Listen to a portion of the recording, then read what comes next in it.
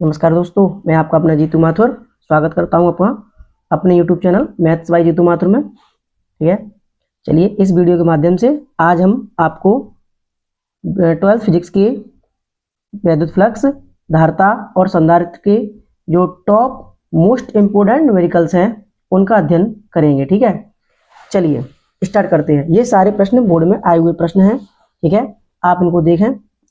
ये आपका प्रश्न 2023 और 2022 में लगातार पूछा गया है। ठीक है, और इस बार भी संभावना इसकी पूरी रहेगी। ठीक है, पहला प्रश्न है आपका कि वैद्युत क्षेत्र E वेक्टर बराबर 3i cap plus 4j cap Newton प्रति कूलम के एक तल के क्षेत्रफल A वेक्टर बराबर 10j कैप मीटर में स्क्वायर से गुजरता है। इसका वैद्युत फ्लक्स ज्ञात कीजिए। ठीक है, ज्ञात किए करो। तो इसको आप कैसे सॉल्व करेंगे, देखें। इसे सॉल्व करेंगे आपको सबसे पहले वैद्युत क्षेत्र दिया हुआ है। क्या दिया हुआ है आपको? वैद्युत क्षेत्र। ठीक है, तो चलिए वैद्युत क्षेत्र जो है E वेक्टर इजिकल टू दिया हुआ है आपको 3i कैप। ठीक है, E वेक्टर दिया हुआ है आपको 3i कैप प्लस के 4j कैप। ठीक है, इसका मात्रक है न्यूटन प्रति कूलम। अब आपको क्या दिया हुआ है? आपको दिया हुआ है क्षेत्रफल सदिश। क्या दिया हुआ है? क्षेत्रफल सदिश।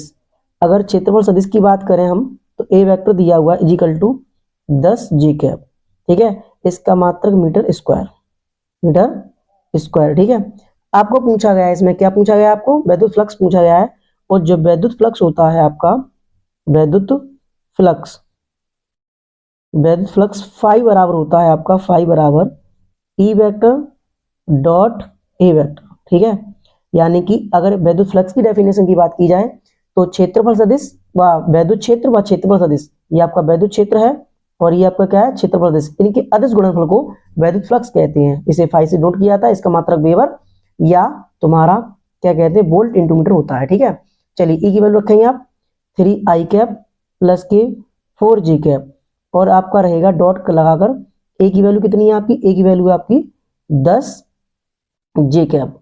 ठीक है, चलिए आई का इस गुणा कैसे, इसका डॉट प्रोडक्ट कैसे करेंगे?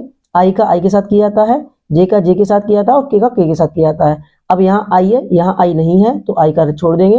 ठीक है, जे का देखेंगे, जे में यहाँ पर भी है, यहाँ पर भी है, तो जे का जे के गुणांकों के साथ गुणा किया जाएगा। तो 10 का जब 4 गुणा करेंगे तो कितना आंसर आ जाएगा? 40। ठीक है, क्या निकल कर आया? 5 वैद्युत फ्लक्स निकल कर आया।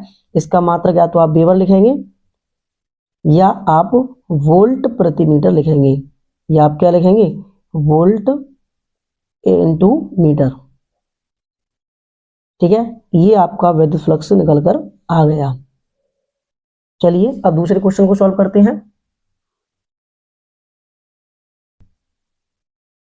चलिए दूसरा प्रश्न है आपका कि 2 वोल्ट तक विभवांतर से आवेशित, दूसरा प्रश्न है 2 वोल्ट तक विभवांतर से आवेशित 10 माइक्रो फैराड धारिता के एक संधारित्र की स्थिति ऊर्जा ज्ञात कीजिए। ठीक है, ये आपका कौन सा प्रश्न है? दूसरा प्रश्न है।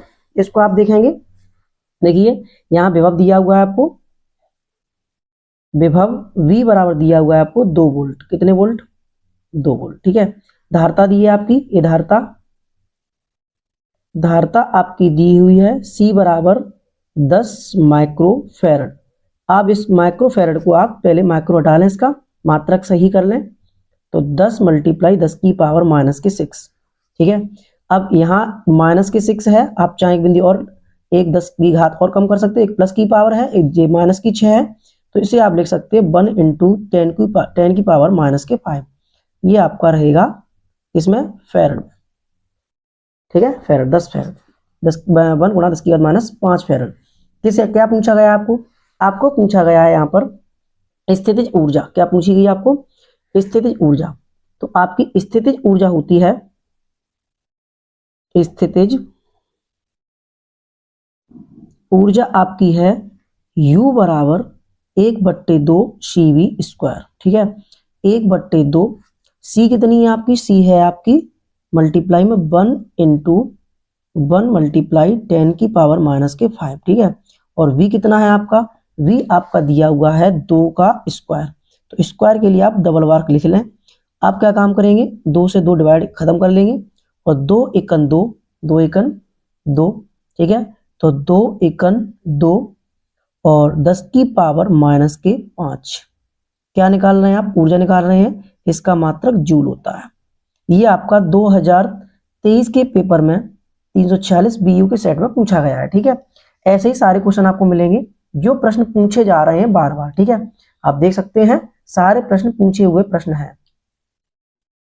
चलिए, तीसरा प्रश्न आपका क्या दिया हुआ है? तीसरा प्रश्न दिया हुआ है आपका कि एक अनंत लंबाई के समान रूप से आवेशित सीधे तार का रैखिक आवेश घनत्व 10 × 10 की पावर माइनस के 8 कूलाम प्रति मीटर है। तार से 2 सेंटीमीटर लंबवत दूरी पर उत्पन्न वैद्युत क्षेत्र की तीव्रता ज्ञात कीजिए। ठीक है, चलिए देखिए, यहाँ पे अनंत लंबाई के आवेशित तार के कारण वैद्युत क्षेत्र की तीव्रता पूछी गई है, जिसका रैखिक आवेश घनत्व है, आप लिख सकते हैं जो आपका दिया हुआ है, रैखिक आवेश घनत्व। आवेश घनत्व, रैखिक आवेश घनत्व लैम्डा से व्यक्त किया जाता है। ये आपको दिया हुआ है 10 की पावर माइनस के 8। ठीक है, मल्टीप्लाई में कूलाम प्रति मीटर। आपको दूरी दे रखी है, लंबवत दूरी कितनी दी हुई है? लंबवत दूरी आपकी r बराबर दे रखी है 2 सेंटीमीटर। ठीक है, अगर आप सेंटीमीटर हटाएंगे तो 2 × 10 की पावर माइनस के 2 का आप मल्टीप्लाई कर लेंगे, ये आपकी मीटर में हो जाएगी। ठीक है, चलिए अब यहाँ पूछा है, क्या पूछा है? वैद्युत क्षेत्र की तीव्रता। तो अनंत लंबाई के आवेशित तार के कारण जो वैद्युत क्षेत्र की तीव्रता होती है वो मैं लिख रहा हूं, अनंत लंबाई के आवेशित तार के कारण r दूरी पर, ठीक है, स्थित बिंदु पर वैद्युत क्षेत्र की तीव्रता, स्थित बिंदु पर वैद्युत क्षेत्र की तीव्रता। फॉर्मूला होता है आपका E बराबर K2 लैम्डा अपॉन R। यहाँ जो K है वो कूलाम नियतांक है। K क्या है? आपकी कूलाम नियतांक। K का मान होता है 9 × 10 की पावर 9 और 2 लैम्डा की वैल्यू है आपकी 10 × 10 की पावर माइनस के 8 और नीचे R की वैल्यू है 2 × 10 की पावर माइनस के 2। ठीक है, आप 2 से 2 को डिवाइड कर लें और जब 10 की पावर माइनस के 2 ऊपर जाएगी तो 2 ये रहेगी प्लस की हो जाएगी ऊपर जाते हैं। ठीक है, और 2 प्लस की और ये प्लस की है, 2 और 1 कितने हो गए? 3 और 3 और 9 12 हो गए। अब 12 पावर हो गई प्लस की, यानी कि 9 × 10 की पावर 12 मल्टीप्लाई 10 की पावर माइनस 8। ये 12 प्लस की 8 माइनस की, 12 से 8 हट जाएंगे, चली जाएंगी। ठीक है, आप देख लें फिर वापस, ये देखिए 9 ये रहे, 10 की पावर माइनस के 2 जब ऊपर जाएंगे तो प्लस के हो जाएंगे, 2 ये और 1 ये, 3, 9 3 12, 12 में से 8 जब माइनस करेंगे तो आपका आ जाएगा, कितना आ जाएगा आपका? क्या कहते हैं, 9 × 10 की पावर 4। ये आपका वैद्युत क्षेत्र निकल कर आ गया। किस में निकल कर आया? इसका मात्रक होता है वोल्ट प्रति मीटर। क्या होता है? वोल्ट प्रति मीटर। ठीक है, या न्यूटन प्रति कूलाम। ये आपका अगला प्रश्न सॉल्व हो गया। ठीक है, चलिए नेक्स्ट प्रश्न पर हम चलते हैं। नेक्स्ट प्रश्न हमारा क्या है? देखिए, नेक्स्ट प्रश्न हमारा दिया हुआ है 100 माइक्रोफैरड के एक समांतर प्लेट संधारित्र 400 वोल्ट तक आवेशित की जाती है। ठीक है, यदि प्लेटों के बीच की दूरी आधी कर दी जाए तो प्लेटों के बीच नया विभवांतर क्या होगा और इसकी संचित ऊर्जा क्या होगी? ऊर्जा में क्या परिवर्तन होगा? ठीक है, ये आपका प्रश्न 2020 और 2021 के सेट में पूछा गया है। लगातार 2 वर्षों से रिपीट हुआ है प्रश्न ये। चलिए इस प्रश्न को सॉल्व करते हैं। अब आपको दिया क्या हुआ है पहले आप वो देख लें। देखिए सॉल्यूशन, देखिए क्या दिया हुआ है। पहले आपको दिया हुआ है 100 माइक्रोफैरड संधारित्र। तो पहली स्थिति में संधारित्र की धारिता दी हुई है। किसकी? संधारित्र की धारिता। संधारित्र की धारिता आप इसको C1 मान लें क्योंकि कंडीशन 2 दी हुई है C1। ठीक है, C1 आपकी दी रखी है 100 माइक्रोफैरड। अगर यहां से आप देखेंगे तो 100 × 10 की पावर माइनस के 6 फैरड। ठीक है, इसके बाद आपको क्या दिया हुआ है? इसके बाद आपको विभव दिया हुआ है V1। पहले विभव कितना है, प्लेटों के बीच जो विभव है वो विभव या विभवांतर, तो कितना है विभव V1 बराबर आपको दिया हुआ है 400 वोल्ट। कितने वोल्ट, 400 वोल्ट। इसके बाद में आपको प्रश्न में प्लेटों के बीच की दूरी आधी कर दी जा रही है। मान के चलिए आपकी ये आपका समांतर प्लेट संधारित्र है इधर, ठीक है, ऐसे करके एक पर पॉजिटिव चार्ज रहेगा और एक पर आपका नेगेटिव चार्ज रहेगा, ठीक है। इनकी प्लेटों के बीच की दूरी d है। सेकंड शर्त में क्या है, इसकी प्लेटों के बीच की जो दूरी है घटाकर आधी कर दी है। कितनी कर दी है हमने, आधी। प्रश्न ने की है, हमने नहीं की है भाई, ठीक है। प्रश्न बोल रहा है इसकी दूरी आधी कर दी है, ठीक है। यानी कि पहली स्थिति में अगर देखी जाए तो पहली स्थिति में जो दूरी है, माना प्लेटों के बीच की जो दूरी है, किसकी, प्लेटों के बीच की दूरी वो d है, ठीक है। तब यानी पहली स्थिति में देखें तो d1 की वैल्यू d है ना, और d2 की वैल्यू देखें तो हमारा कितनी है, d/2 है। कितनी है, d/2। इसके बाद क्या है, इसके बाद आपको सबसे पहले आपकी पूछी गई है कि नया विभव क्या होगा। तो नया विभव पूछा गया है, नया विभव।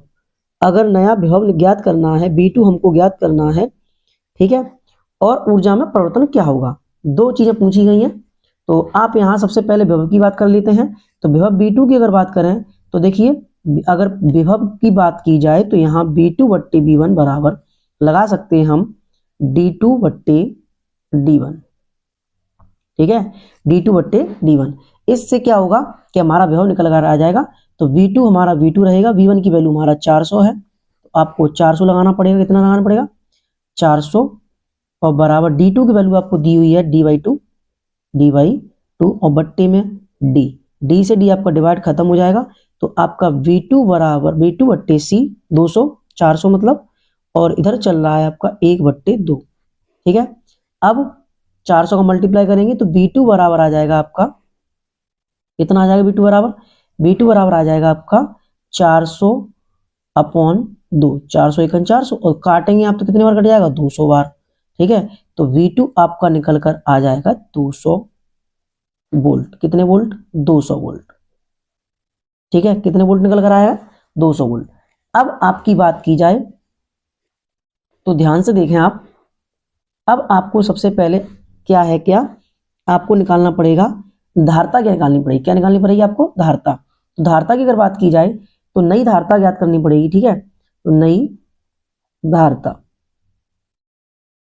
धारता C2 हमें निकालनी है। क्या निकालनी है, C2।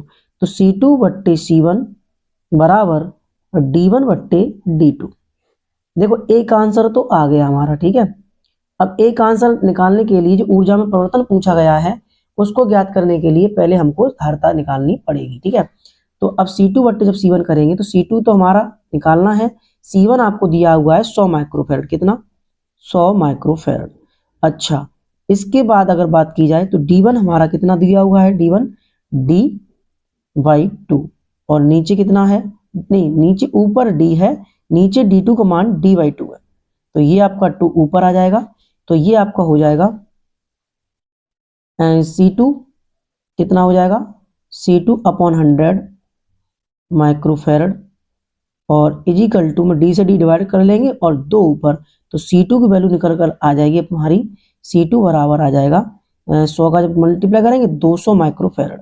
कितना, 200 माइक्रोफेरड। अगर आपके इसे हटाएंगे माइक्रो को तो 10 की पावर कितनी करेंगे, -6, ठीक है। कितना कर लेंगे, आप चाहें तो इसको कर लेंगे 200 मल्टीप्लाई 10 की पावर -6 फेरड, ठीक है। ये आपका C2 निकल कर आया। अब C2 की जरूरत की कहाँ पड़ी हमको, C2 की जरूरत पड़ेगी जहां हमको क्या करना है, C2 की जरूरत पड़ेगी जहां हमको क्या करना है, जहां हमें ऊर्जा में परिवर्तन निकालना है। अब बात करते हैं हम ऊर्जा में परिवर्तन की, किसकी, ऊर्जा में परिवर्तन की, ठीक है। तो ऊर्जा में परिवर्तन की बात करेंगे हम, किसकी बात करेंगे, देखिए ऊर्जा में परिवर्तन, तो ऊर्जा में परिवर्तन, परिवर्तन, ठीक है। परिवर्तन मतलब डेल्टा U पूछा है, तो पहले की ऊर्जा देखेंगे कितनी थी, अब की ऊर्जा कितनी बनी वो देखेंगे, यानी U1 - U2। फॉर्मूला होता है 1/2 C1 V1 स्क्वायर माइनस के 1/2 C2 V2 स्क्वायर। अब आप यहाँ पे मान रख लें सारे के सारे, ठीक है। अब आपका चाहें तो आप 1/2 कॉमन ले सकते हैं, तो C1 V1 स्क्वायर माइनस के C2 V2 स्क्वायर, ठीक है। चलिए 1/2, C1 की वैल्यू आपकी है, आपकी निकाली थी हम लोगों ने 100 गुणा 10 की पावर माइनस के 6, और V1 की वैल्यू कितनी है, V1 की वैल्यू थी आपकी 200, कितनी थी, नहीं V1 की वैल्यू थी 400, 400 का स्क्वायर, और माइनस करके आपका रहेगा कितना हो जाएगा, माइनस करके आपका रहेगा आपका 200 गुणा 10 की पावर माइनस के 6 मल्टीप्लाई 200 का स्क्वायर, ठीक है, 200 का स्क्वायर। अब आपको क्या करना है, थोड़ी देखते हुए चलें। देखिए 1/2 ये सही रहेगा, 10 की पावर 2 आपकी कम हो जाएंगी, तो 1 गुणा 10 की पावर माइनस के 6, और जब 400 का आप वर्ग करेंगे तो 4 का वर्ग 16, ठीक है, और यहाँ 16 की पावर हो जाएंगी 4, कितनी हो जाएंगी 4, ये आपकी यहाँ पर 4 रह जाएंगी क्योंकि 2 आपने खत्म कर ली, ठीक है, ये आपकी 4, ठीक है। माइनस करके आपका 200 की आप 2 कम कर लें तो 2 मल्टीप्लाई 10 की पावर माइनस 4, और ये आपका 2 का वर्ग 4, 4 और आपके पीछे हो जाएंगी 4 बिंदी, ठीक है। थोड़ी देखते हुए चलें प्रश्न को। देखिए आगे देखिए प्रश्न क्या है हमारा, 1/2। अब देखें आप, ये आपकी 4 बिंदी हैं, 4 माइनस में 4 प्लस में खत्म, 16 एकन 16 माइनस, ये आपकी 4 बिंदी है, ये भी आपकी यहाँ से खत्म, और 4 दूनी 8, ये 2 रह जाएंगे, और ये 4 दूनी कितने हो जाएंगे 8 हो जाएंगे। अब बताइए 16 से 8 जब आप माइनस करेंगे कितना आ जाएगा, 1/2 मल्टीप्लाई कितना हो जाएगा, 16 से 8 माइनस करेंगे 8 बचेगा, और 2 से जब डिवाइड करेंगे 2 4 जा 8, तो आपका आंसर आ जाएगा 4 जूल, कितना आंसर आ जाएगा 4 जूल, ठीक है। ये आपका पिछली 2 लगातार वर्षों में पूछा गया है, ठीक है, ये आपका सवाल हुआ, ये संधारित्र के चैप्टर से सवाल है, इस सवाल के भी चांस है आने के, ठीक है। देखिए अगला प्रश्न क्या है, अगला प्रश्न दिया हुआ आपको, दिए गए चित्र में ए व बी के मध्य तुल्य धारता 2 माइक्रोफेरेड, इस पूरे की जो धारता है वो आपकी ए से बी तक की 2 माइक्रोफेरेड, ठीक है, 2 माइक्रोफेरेड। तो संधारित्र में सी की धारता की गणना, सी आपका ये रहा, इस सी की हमें क्या करनी, गणना करनी, ये आपका 2022 के सेट 346 जीसी में पूछा गया था, ठीक है। चलिए इस प्रश्न को देखते हैं कैसे करेंगे। तो तुल्य धारता यहाँ पर हमको दी है, सॉल्यूशन लेते हैं इसका, ठीक है। यहाँ पर हमको क्या दी है, तुल्य धारता, क्या दी है, तुल्य धारता सी ए बी बराबर दे रखी है हमको, सी ए बी बराबर दे रखी है, कितनी दे रखी है हमको 2 माइक्रोफेरेड, 2 माइक्रोफेरेड, ठीक है। चलिए समीकरण इसको एक डाल दिया हमने, इसका यूज होगा वहां लगा लेंगे, ठीक है। अब देखिए अब यहाँ श्रेणी और समांतर मिक्सर चल रहा है, ठीक है, और श्रेणी समांतर जब मिक्स है तो इसमें क्या करेंगे हम, यहाँ पर ये देखें श्रेणी कौन सी है और समांतर कौन सी है। अब श्रेणी के लिए जो तुल्य धारता का फॉर्मूला होता है किसके लिए, श्रेणी के लिए, ठीक है, श्रेणी के लिए तुल्य धारता जो होती है वो होती है, जैसे 2 संधारित्र हैं तो श्रेणी के लिए तुल्य धारता होती है C बराबर C1 multiply C2 upon C1 plus C2, और समांतर के लिए जो हम फॉर्मूला यूज करेंगे, समांतर क्रम के लिए, ठीक है, समांतर क्रम के लिए जो फॉर्मूला यूज करेंगे वो C बराबर C1 प्लस C2 यूज करेंगे। अब यहाँ प्रश्न में ध्यान से देखें आप, श्रेणी कैसे है, कौन से होते हैं और समांतर कौन से होते हैं। देखिए श्रेणी जो एक ही रास्ते में आते हैं वो श्रेणी होते हैं, और जो अलग अलग दिखाई दे जाए, जहां से आपको ये लगे कि रास्ता चेंज हो रहा है हमारा जाने का, तो वहां समांतर क्रम होता है। जैसे कि आप यहां से स्टार्ट करें, ठीक है, इस प्रश्न को यहां से करेंगे तो नहीं हो पाएगा, आगे चलेंगे यहां से देखेंगे तो ये दोनों समांतर में है, इसके आगे चले यहाँ पहुंचे, इसके आगे चले तो यहाँ पहुंचे, ये दोनों किस में है, ये दोनों फिर हमारे समांतर में रहेंगे, तो आपका प्रश्न यहां से स्टार्ट होगा इस जगह से, ठीक है। तो 2 माइक्रोफेरेड और 2 माइक्रोफेरेड ये समांतर क्रम में रहेंगे, इस क्रम में रहेंगे, समांतर क्रम में। तो यहां हम लिखेंगे चित्र से, कहां से, चित्र से 2 माइक्रोफेरेड, 2 माइक्रोफेरेड कॉमा 2 माइक्रोफेरेड समांतर क्रम में है, कौन से क्रम में है, समांतर क्रम में, ठीक है। तब इनकी तुल्य धारता, तब इनकी तुल्य धारता, तुल्य धारता समांतर क्रम फॉर्मूला ये रहा, C बराबर C1 प्लस C2, तो यहाँ पर तुल्य धारता मान के चलते C1 है, और इन दोनों को जोड़ देंगे तो 2 + 2 बराबर कितना हो जाएगा 4 माइक्रोफेरेड। अब ये 4 माइक्रोफेरेड इसके साथ श्रेणी क्रम में, क्योंकि इसी के रास्ते में आ जाएगा और ये हो जाएगा श्रेणी क्रम में। ठीक है, ये 4 माइक्रोफैराड जो है लिख सकते हैं हम, यह है C1। ठीक है, यह है C1 4 माइक्रोफैराड के साथ कौन से क्रम में है, के साथ समांतर क्रम में है। कौन से क्रम में है, समांतर क्रम में है। ठीक है, ये इसके समांतर क्रम में रहेगा 4 के साथ, ये 4 के साथ समांतर रहेगा। समांतर का फॉर्मूला है C बराबर C1 plus C2, C1 into C2 बट्टे C1 प्लस C2। तो यहाँ पे हम चाहें तो इसको हम C2 नाम दे सकते हैं और फॉर्मूला समांतर क्रम का यूज करेंगे। तो C1 multiply 4 upon C1 plus 4। अब C1 की वैल्यू भी 4 है, तो 4 मल्टीप्लाई 4 अपॉन 4 प्लस 4, तो 4 4 16 यानी 16, 4 चौक 16 और 4 4 8। आप इसको डिवाइड करेंगे, 4 दूनी 8, 2 माइक्रोफैराड आपका ये निकल आया। ठीक है, 2 माइक्रोफैराड।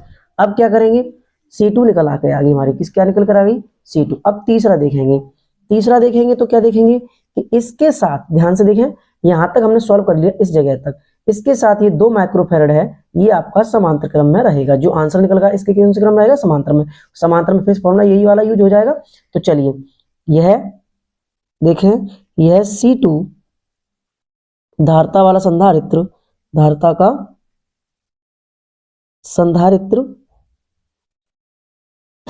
2 माइक्रोफैराड के साथ कौन से क्रम में है, ये आपका कौन से क्रम में रहेगा, समांतर क्रम में। क्योंकि इनकी देखें आप, इसका पॉइंट एक जगह जुड़ा हुआ है, अलग अलग रास्ते बन रहे हैं इधर से आने के, तो समांतर क्रम में। कौन से क्रम में है, समांतर क्रम में है। ठीक है, तब इनकी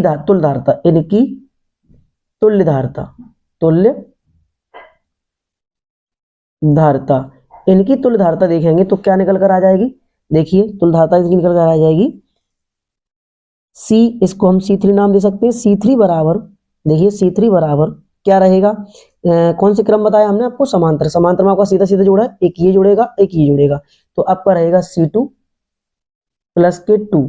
तो C2 की वैल्यू आपकी ये 2 निकल कर आई थी, तो 2 प्लस 2 कितना आ जाएगा आपको, 4 माइक्रोफैराड।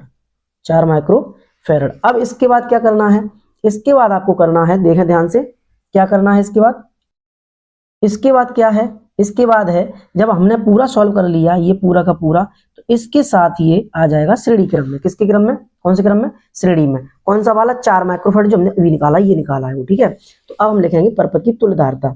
देखिए यह जो हमारा कौन सा है, C3 जो धारता का संधारित्र है, C3 C के साथ कौन से क्रम में है, ये हमारा श्रेणी क्रम में है। कौन से क्रम में है, श्रेणी क्रम में है।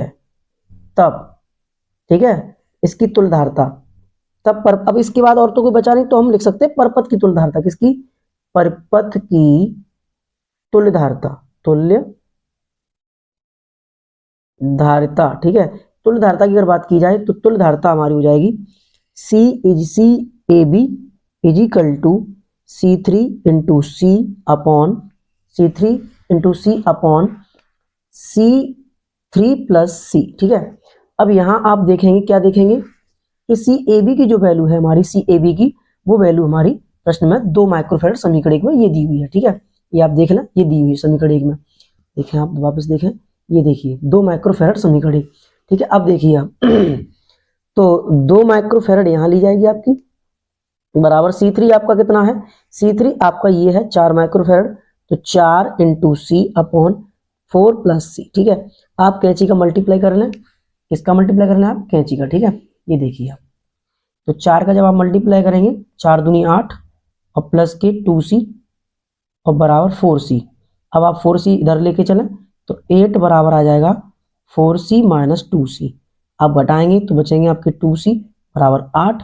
जब आपको यहाँ सॉल्व करेंगे, 2 इसके डिवाइड में जाएगा, तो इधर आप देख लें। ठीक है, तो आपका रहेगा 2C बराबर 8, C बराबर देखेंगे तो 8 बट्टे 2, 2 चौकू 8, तो C बराबर आपका 4 आ जाएगा, 4 माइक्रोफैराड। तो यहाँ से आपका ये आंसर निकल कर आ गया। ये सारे प्रश्न हमने वही प्रश्न कराए हैं जो प्रश्न पूछे गए हैं बोर्ड पेपर में, और ऐसे ही प्रश्न बोर्ड में पूछे जाएंगे। ठीक है, अगर वीडियो आपको अच्छी लगे तो इसको लाइक सब्सक्राइब करें और आगे ऐसी ही वीडियो को आप देखते रहें। धन्यवाद।